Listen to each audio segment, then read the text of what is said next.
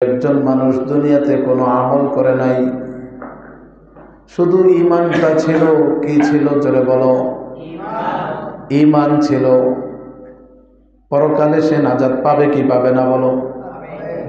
ক্বালা রাসূলুল্লাহি সাল্লাল্লাহু আলাইহি ওয়াসাল্লাম, রাসূল আকরাম সাল্লাল্লাহু আলাইহি ওয়াসাল্লাম বলেন, মান ক্বালা লা ইলাহা ইল্লাল্লাহ,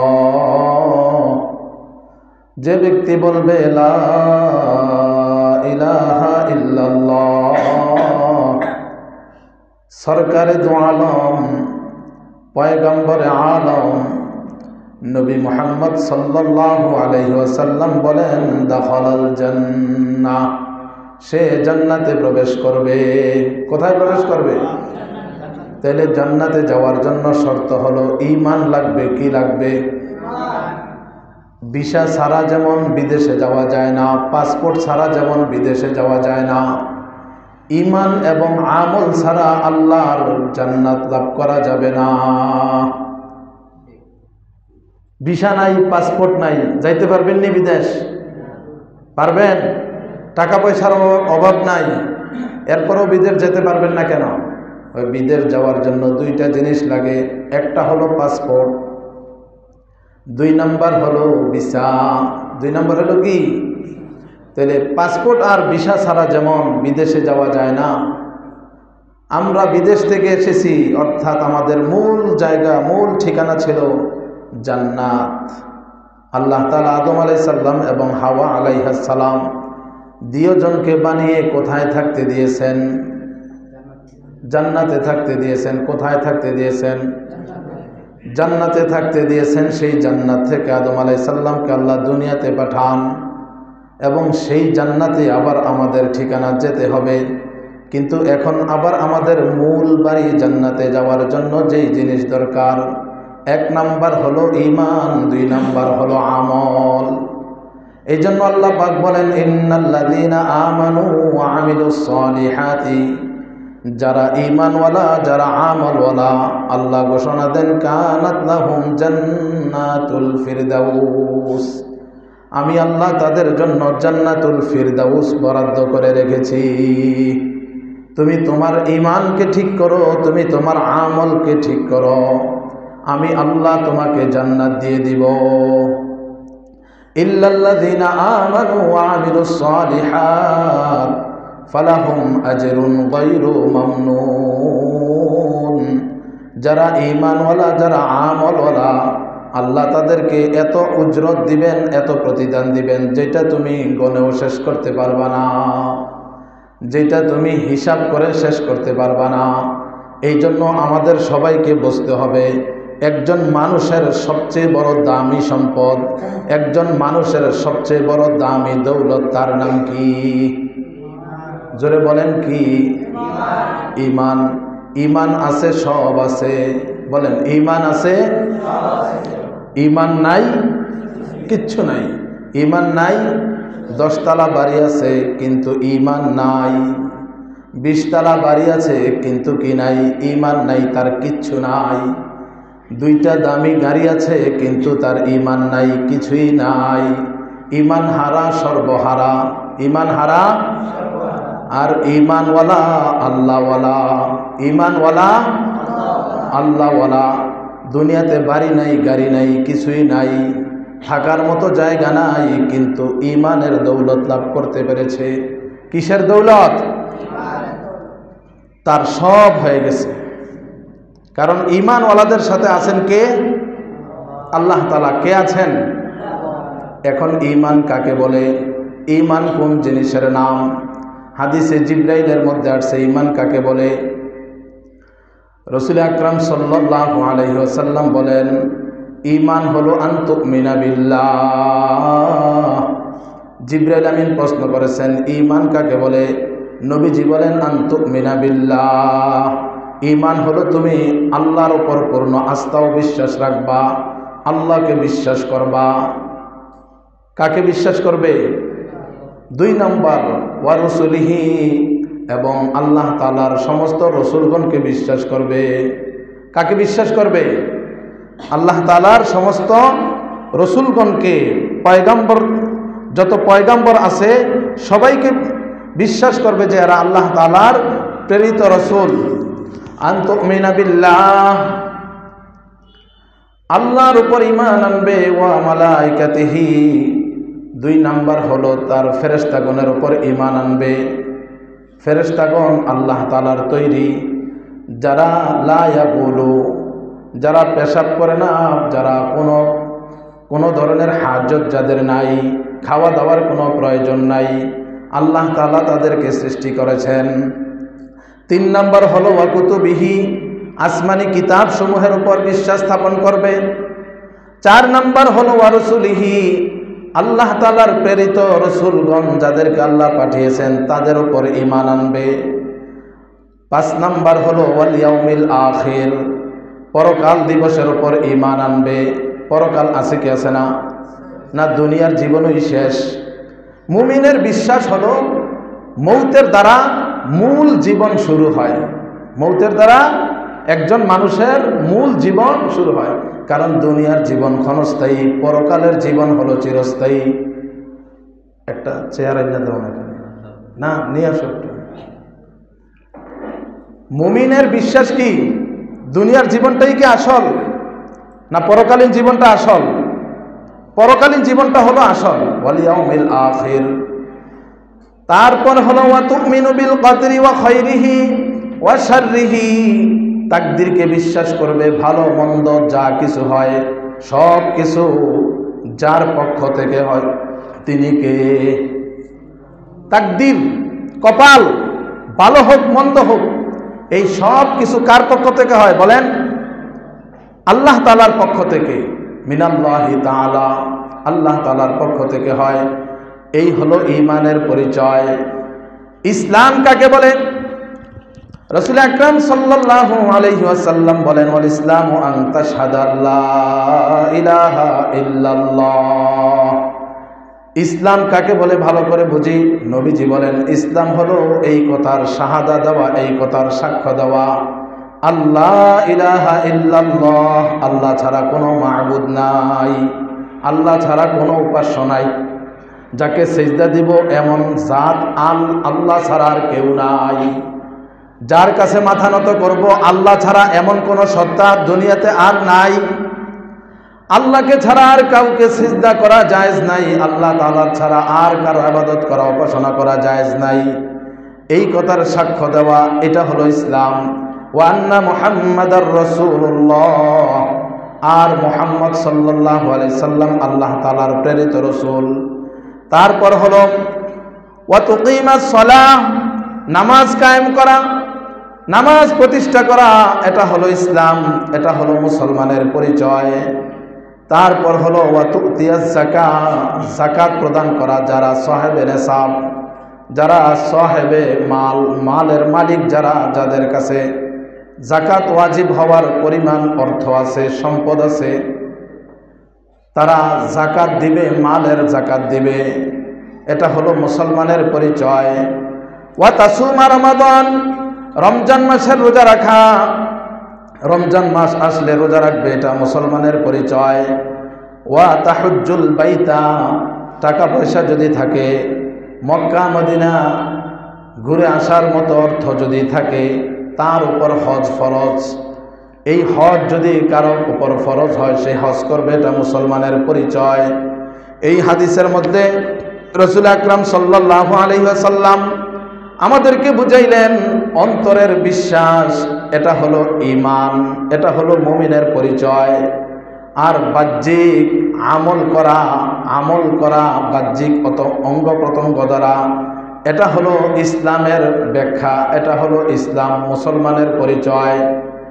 এই যে ঈমানের মৌলিক বিষয়গুলো, বিশেষ করে কালিমায়ে তয়্যিবা লা ইলাহা ইল্লাল্লাহু মুহাম্মাদুর রাসূলুল্লাহ, দুঃখের বিষয় হলো অনেক মুসলমান কালিমায়ে তয়্যিবাও বলতে পারে না।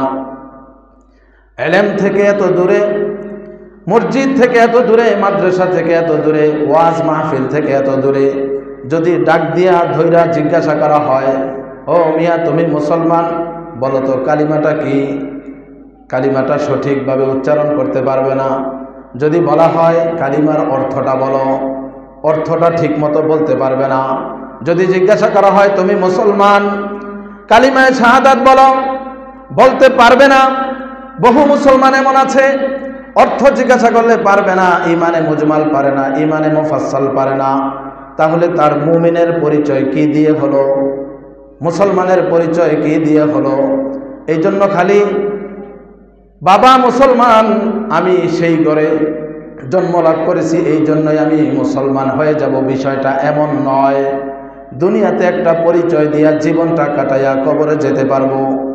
আল্লাহ তাআলার আদালতে যখন নিরূপণ করা হবে, বিচার করা হবে, জাস্টিফাই করা হবে, তখন আমি মুসলমান কি মুসলমান না আমি ধরা খেয়ে যাব।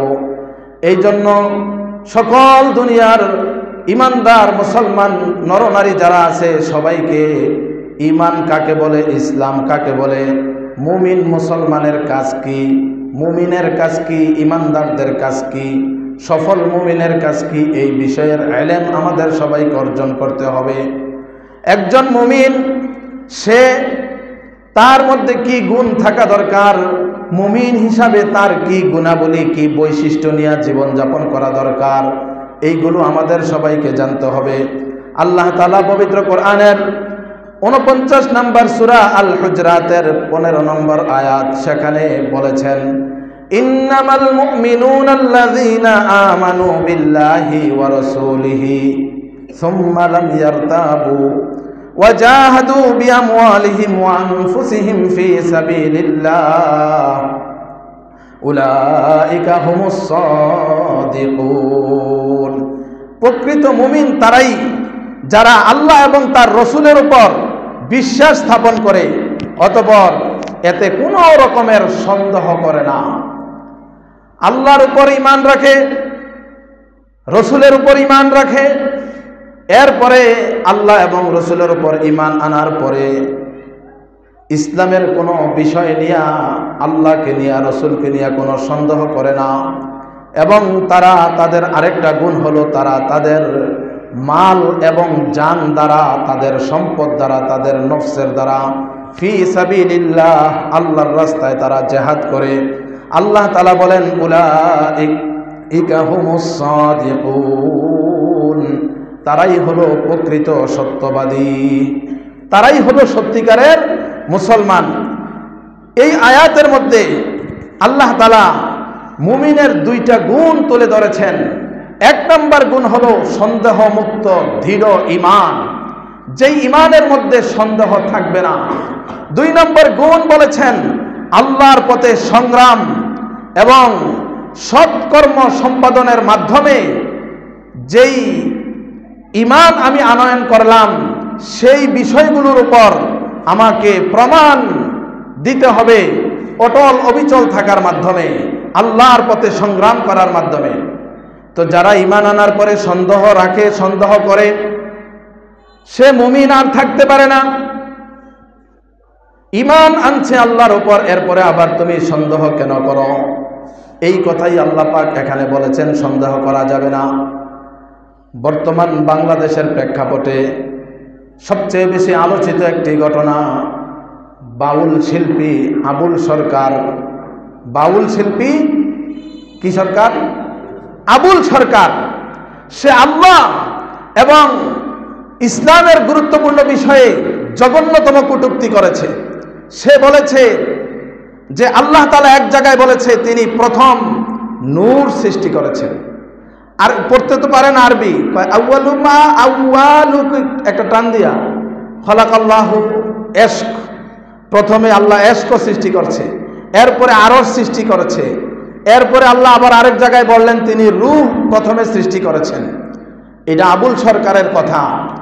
সে এই কথাগুলো মুসলমানদের ইসলামের কোন কিতাবে পেয়েছে তাকে জিজ্ঞাসা করলে সে বলতে হবে আল্লাহ তাআলা কোন জায়গায় এই কথা বলেন নাই আল্লাহ প্রথমে ইশক সৃষ্টি করেছেন। তুমি যে আল্লাহর সামনে এই মিথ্যা কথাটা বললা, আল্লাহ তাআলা ইশক সৃষ্টি করেছেন, আল্লাহ এই কথা বলেন নাই কোথাও যে আল্লাহ প্রথমে রূহ সৃষ্টি করেছেন, এই কথা আল্লাহ কোথাও বলেন নাই। তুমি এই কথা কিভাবে বললা আল্লাহর সামনে আল্লাহ এই কথা বলেছেন?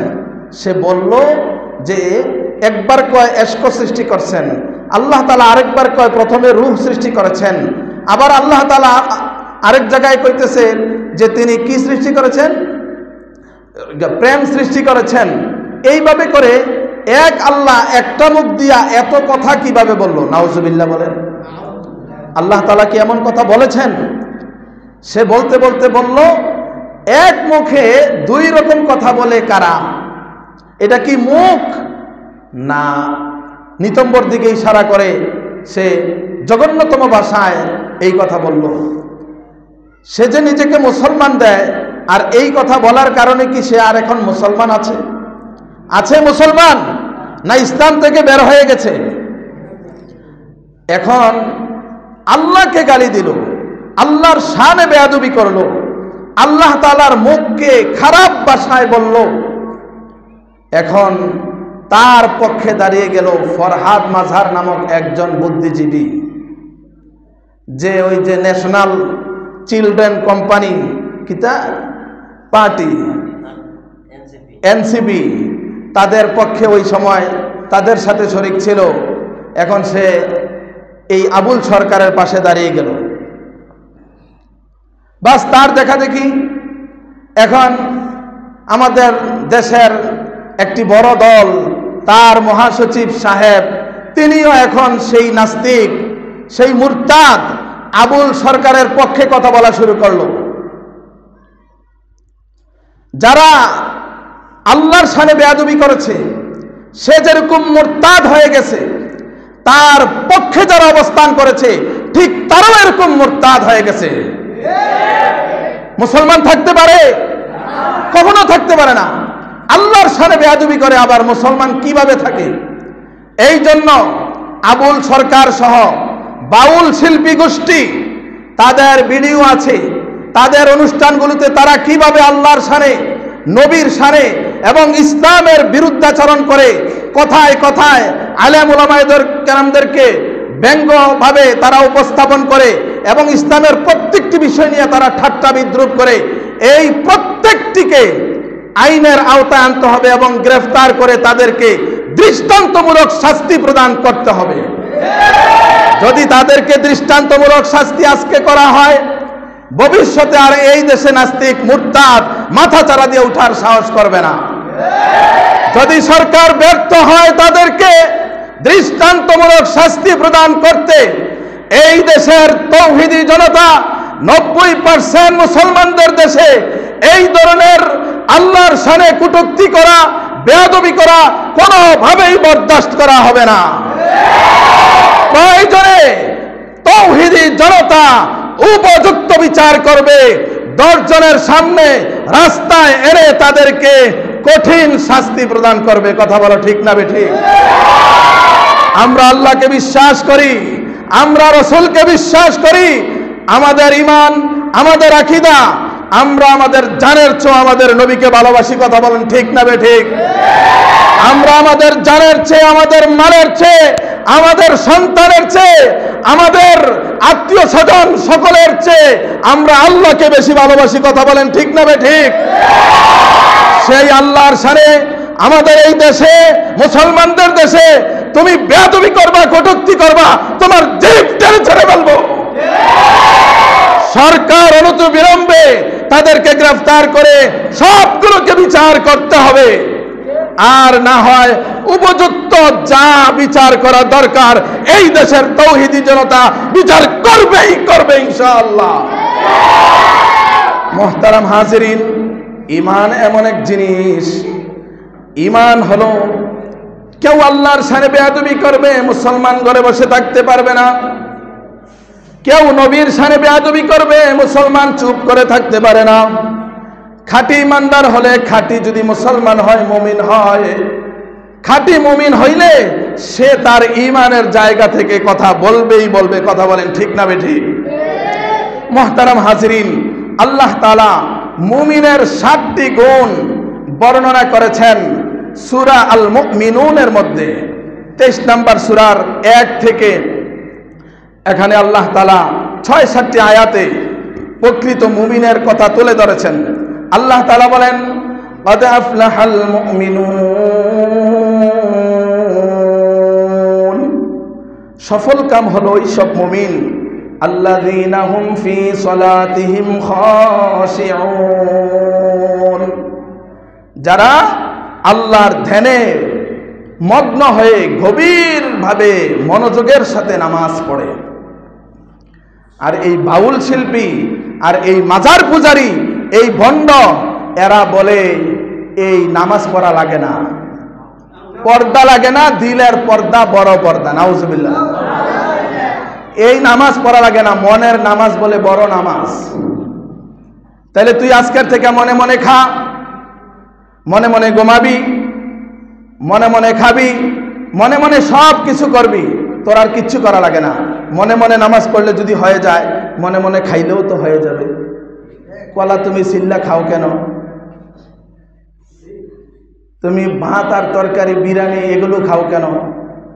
তুমি মনে মনে খাও, সেখানে মনে মনে খাইলে খাওয়া হয় না, তাহলে মনে মনে নামাজ পড়লে কিভাবে হবে?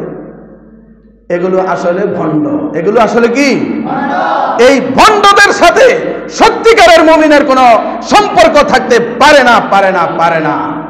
কোন মুমিন যদি তাদের সাথে সম্পর্ক রাখে, সে মুমিন নয়, সে হলো মুনাফিক। সে হলো কি? রাসূল আকরাম সাল্লাল্লাহু আলাইহি সাল্লামের চাইতে সবচেয়ে বড় মুমিন আর কেউ ছিল? নবীজির চাইতে বড় সাধক দুনিয়াতে আর কোন সাধক ছিল নাকি? নবীজি এত বড় সাধক ছিলেন, আল্লাহর রাসূল সাল্লাল্লাহু আলাইহি ওয়াসাল্লাম তিনি তো কোনোদিন নামাজ ছাড়েন নাই। ছাড়ছেন নামাজ? নামাজ কায়েম করেছেন।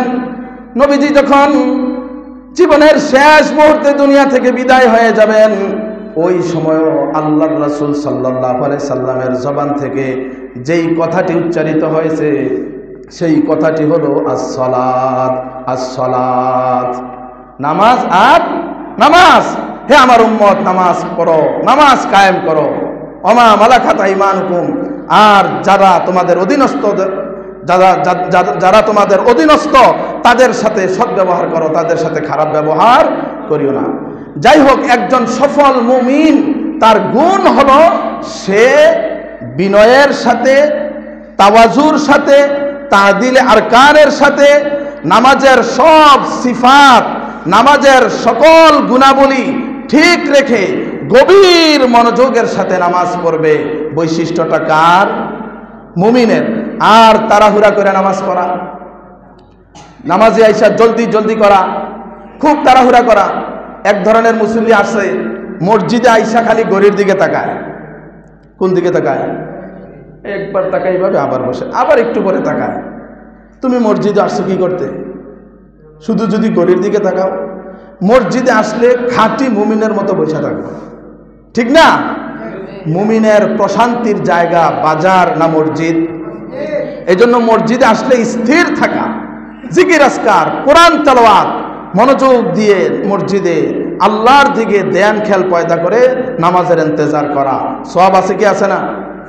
ইন্তজারুস সালাত বাদাস সালাত, এক ওয়াক্ত নামাজের পরে পরবর্তী ওয়াক্তের জন্য ইন্তজার করতে বলা হয়েছে। আর আমরা ইন্তজার না করে আমরা তাড়াহুড়া করি, এটা ঠিক না। তো সফল মুমিন সে গভীর মনোযোগের সাথে নামাজ পড়বে, এটা হলো এক নাম্বার গুণ।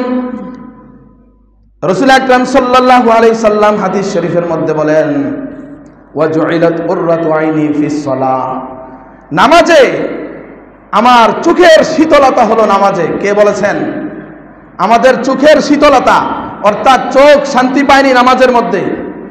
এই জন্য নামাজে যেন আমি শান্তি পাই, আমার চোখটা শীতল হয়, তাইলে নবীর এই বৈশিষ্ট্য আমি অর্জন করতে পারলে আমি খাঁটি মুমিন হতে পারবো।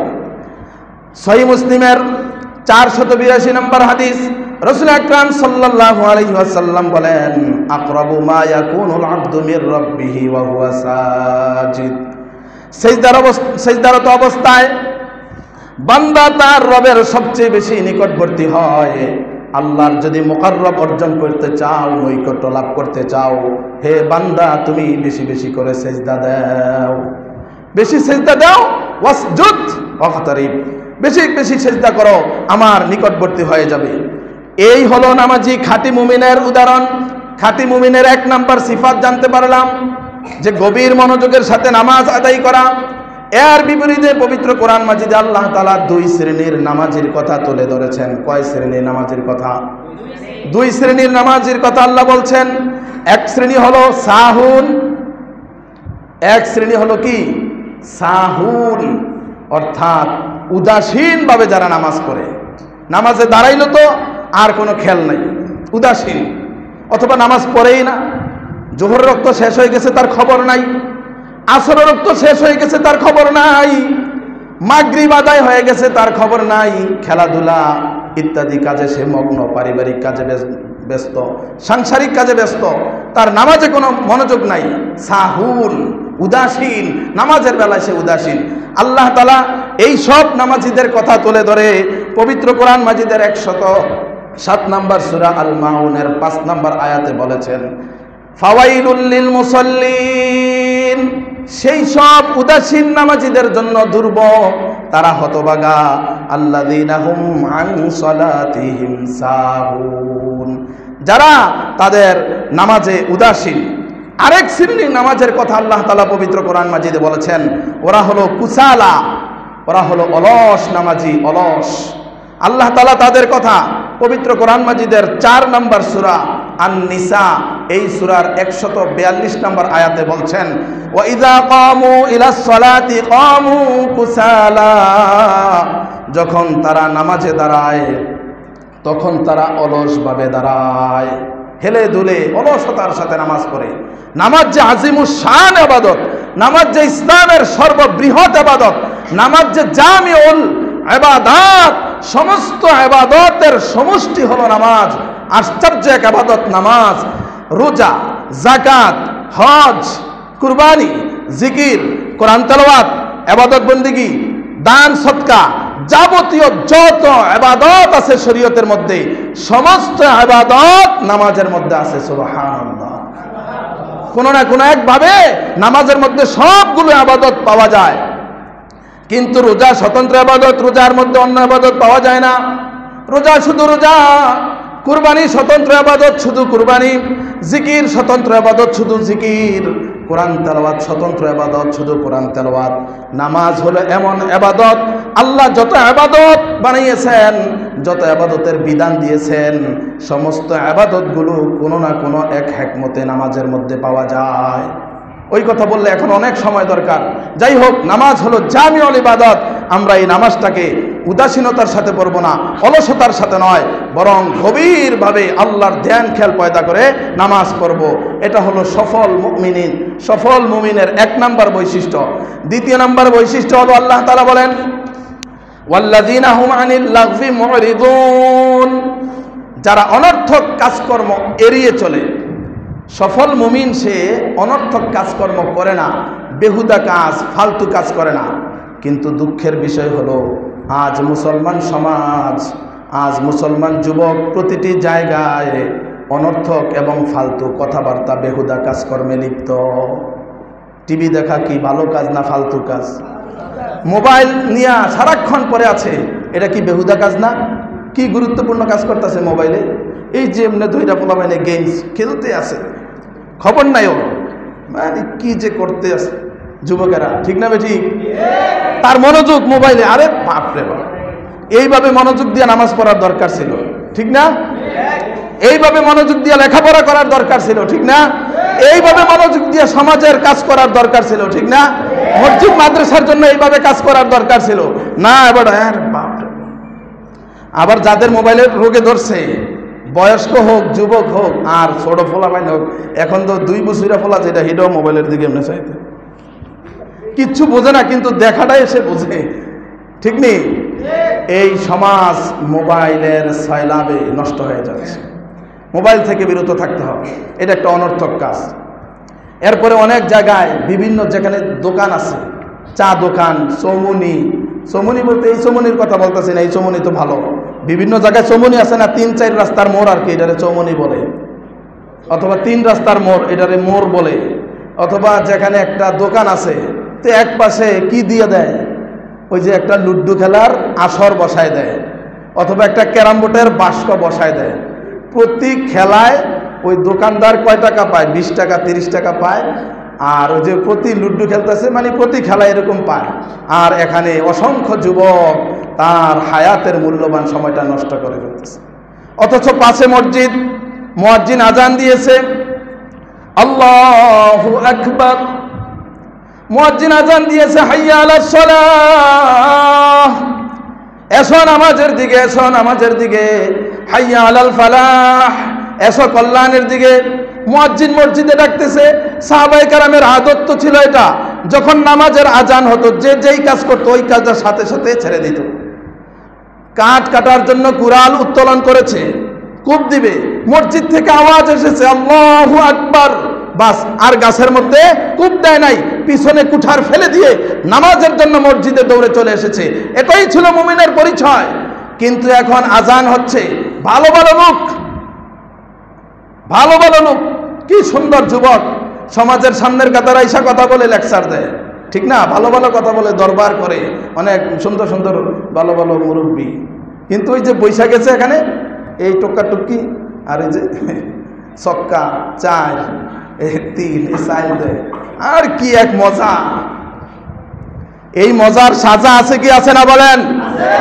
তুমি যে সময় নষ্ট করতেছো মুমিন, তোমার হায়াত তো অনেক দামি, তোমার হায়াত অনেক মূল্যবান। তুমি হায়াতের এই মূল্যবান সময়টা লুড্ডু খেলাইয়া, তাস খেলাইয়া, তুমি হায়াতের এই মূল্যবান সময়টা ক্যারাম বোর্ড খাইলা খেলা নষ্ট করতেছো।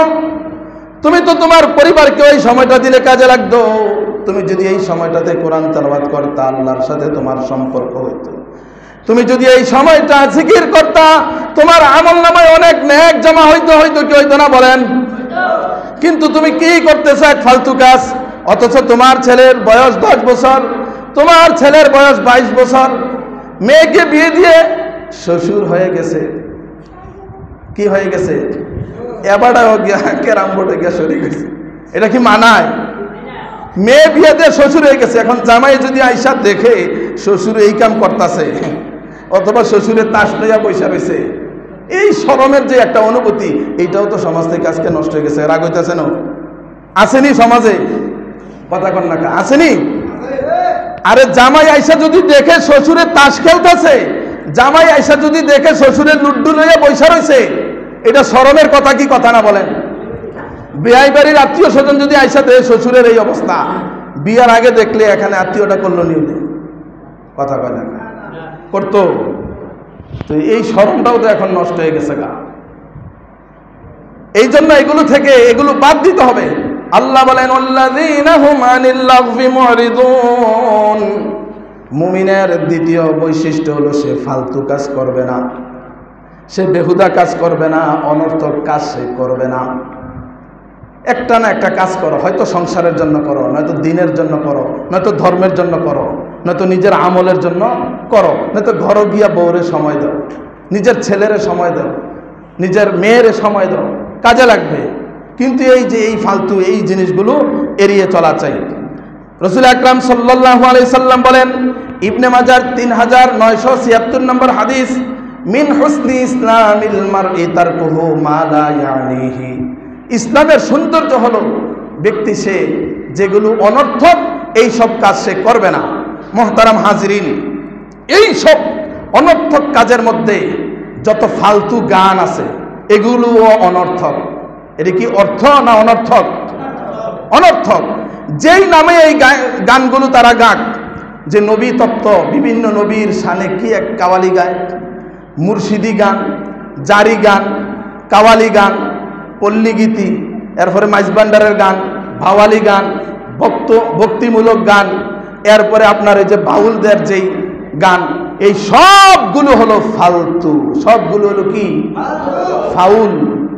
বাউল ফাউল বলে না, বাউল ফাউল, ফাউল ফাউল, বাজে, অনর্থক।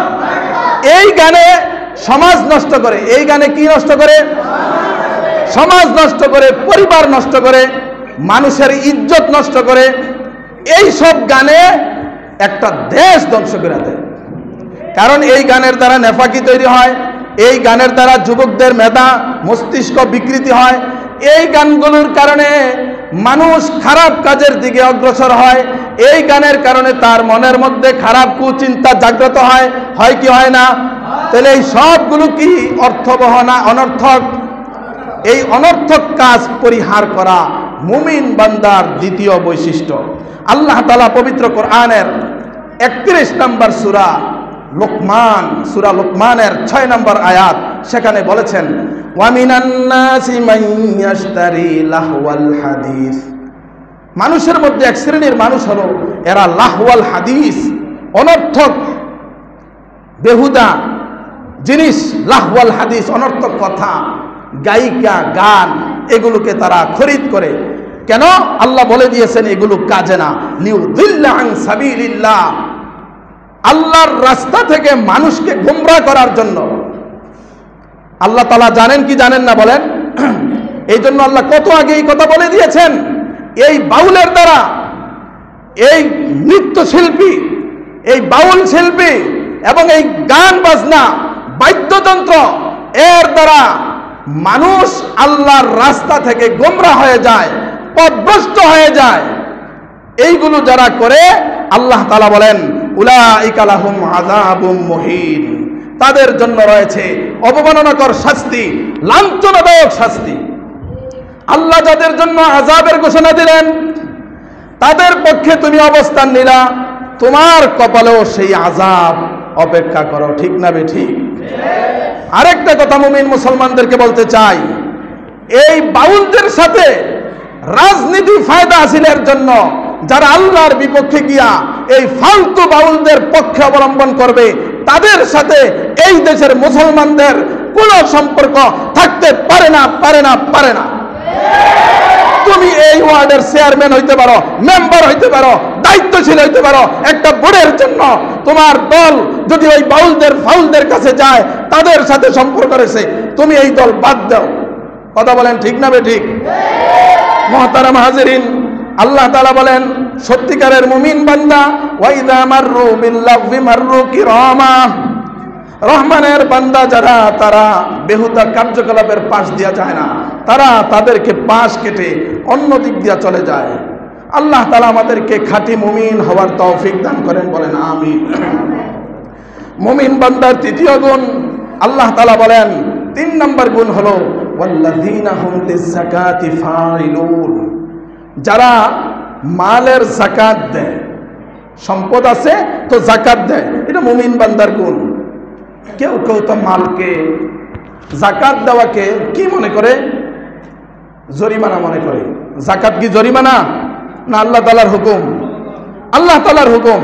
তো সত্যিকারের মুমিন হইলে সে যাকাত দেয়, এটা হলো এক তর্জমা। আরেক অর্থ হলো আত্মাকে পরিশুদ্ধ করা। যাকাতের আরেকটা অর্থ কি জোরে বলেন? আত্মাকে পরিশুদ্ধ করা। এই জন্য আমাদেরকে আমাদের আত্মাটাকে পরিশুদ্ধ করতে হবে। 4 নম্বর মুমিন বান্দার গুণ হলো ওয়াল্লাযীনা হুম লিফুরুজিহিম হাফিজুন, যারা লজ্জাস্থানকে হেফাজত করে। যারা লজ্জাস্থানকে কি করে? হেফাজত করে। মুমিন বান্দা লজ্জাস্থানকে সংরক্ষণ করে রাখে, হেফাজত করে, সে ফালতু জায়গায় ব্যবহার করে না। আল্লাহ তাআলা পবিত্র কোরআনের 24 নম্বর সূরা আন-নূরের 30 এবং 31 নম্বর আয়াতে সুন্দরভাবে বলেছেন কুল্লিল মুমিনিনা ইয়াগুদ্দু মিন আবসারিহিম, নবী আপনি ঈমানদারদেরকে বলেন তারা যেন তাদের দৃষ্টিটাকে অবনত রাখে। ওয়া ইয়াহফাজু ফুরুজাহুম, এবং তারা যেন তাদের লজ্জাস্থানকে হেফাজত করে। যালিকা আজকা লাহুম, এটা তাদের জন্য অধিক পবিত্রতা। এমনি ভাবে আল্লাহ বলেন ওয়া কুল্লিল মুমিনাত, ঈমানদার নারীদেরকেও আপনি বলে দেন ইয়াগদুদনা মিন আবসারিহিন্না, তারাও যেন তাদের চক্ষুকে অবনত রাখে। তাহলে আল্লাহ চোখকে অবনত করতে বললেন, পর্দা করতে বললেন নারী আর পুরুষ। আর বাউল শিল্পীদের অনুষ্ঠানে দেখবেন সেখানে নারী ছাড়া বাউল শিল্পীর আসর জমে না। কথা বলেন ঠিক না বেঠিক? একটা ভিডিও দেখলাম, তারা ওই যে এই গান করতে করতে একজনে আরেকজনের দইরা মাশাআল্লাহ মারফতের জগতে চলে গেছে। নাউজুবিল্লাহ বলেন না কেন? না, এগুলো জানতে হবে তো। সমাজ নষ্ট করে ফেলতেছে, দেশ নষ্ট করে ফেলতেছে। মনের পর্দা বড় পর্দা, বাইরের পর্দা সরাইয়া দাও। মনের বাতি বড় বাতি, বাইরের বাতি নিভাইয়া দাও। এরপরে নাউজুবিল্লাহ বলেন। কোন মুসলমান সমাজে যদি এই সব দেখা যায়, সে যাই হোক এই ধরনের যদি আসর করে, ওই আসরকে ওই সমাজের যুব সমাজ একত্রিত হয়ে সংঘবদ্ধ হয়ে ওই আসরকে ঘুরিয়ে দিতে হবে, সেই আসরকে জ্বালিয়ে পুড়িয়ে এলাকা থেকে নির্মূল করে দিতে হবে। এটাই হলো ঈমান। বলেন, এটাই হলো কি? মুহতারাম হাজিরিন, আল্লাহ তাআলা পবিত্র কোরআনের 6 নম্বর সূরা আল আনআম, এই সূরার 151 নম্বর আয়াতে পরিষ্কার বলেছেন, ওয়ালা তাকরাবুল ফাওয়াহিশা মা যাহারা মিনহা ওয়া মা বাতান, তোমরা প্রকাশ্য এবং গোপন কোন অশ্লীলতার নিকটবর্তী হইও না। আল্লাহ তাআলা লা তাকরাবুজ জিনা, জিনার কাছেও যেও না। আর এই বাউলদের, এই যে শিল্পীরা তো এখন লাইভে আইসা বলতাছে এদেরকে গান শিখানোর জন্য এদের ঠাকুররা, এই শিল্পীরা, বড় বড় শিল্পী আবুল সরকার সহ এরা এদের সাথে কি কুকীর্তি করছে, এগুলো এখন ওরা লাইভে আইসা বলতেছে। কথা বলেন, ঠিক না? মুহতারাম হাজিরিন, পবিত্র বুখারী শরীফ, এই বুখারী শরীফের 6474 নম্বর হাদিস, আল্লাহ তাআলা বলেন, রাসূল আকরাম সাল্লাল্লাহু আলাইহি সাল্লাম বলেন, মাইয়াজমানুলি বাইনা লাহিয়াইহি ওয়া মা বাইনা রিজলাইহি আজমানু লাহুল জান্নাহ। যে ব্যক্তি দুইটা জিনিসের জিম্মাদারি নিবে, আমি তাকে জান্নাতে নেওয়ার জিম্মাদারি নিব। 1 নাম্বার হলো লজ্জাস্থান, 2 নাম্বার হলো চুয়াল অর্থাৎ জিহ্বা। 2 নাম্বার কি, জোরে বলেন? জিহ্বা। এই জন্য জিহ্বাকে হেফাজত করব। সুদ খাবো না, ঘুষ খাবো না, ওই আরেকজনের হক খাবো না, আরেকজনের ক্ষেতের লাইল ঠেলা ঠেলা খাইয়া ফেপটারে আগুন দিয়া জাহান্নামের জন্য পুরাবো না। ঠিক আছে? এই জিহ্বার লালস, আরেকজনের সম্পদের প্রতি আমার লালস কেন আসবে? আরেকজনের সম্পদের প্রতি আমার চোখ কেন যাবে? আরেকজনের একটা জিনিসের প্রতি আমার লালস কেন লাগবে? জিহ্বাটারে সংযত করা চাই। হারাম না খাওয়া, হারাম না খাওয়া, আর লজ্জাস্থানকে হেফাজত করা। আল্লাহ তাআলা বলেন, মুমিন বান্দার আরেকটা গুণ, ওয়াল্লাযীনা হুম লিআমানাতিহিম ওয়া আহদিহিম রাউন, যারা আমানতের হেফাজত করবে এবং ওয়াদা রক্ষা করবে, তারা সত্যিকারের মুমিন। আল্লাহ তাআলা বলেন, এই গুণগুলো যারা অর্জন করবে, আল্লাহ তাআলা বলেন, আমি তাদেরকে জান্নাতুল ফিরদাউসের মালিক, উত্তরাধিকারী সূত্রে তাদেরকে বানায় দেব। উলাইকা হুমুল ওয়ারিসুন আল্লাযীনা ইয়ারিসুনাল ফিরদাউস। এরপর আল্লাহ বলেন, হুম ফিহা খালিদুন, সেখানে তারা চিরকাল থাকবে। আল্লাহ তাআলা আমাদেরকে এই কথাগুলো বুঝার, আমল করার তৌফিক দান।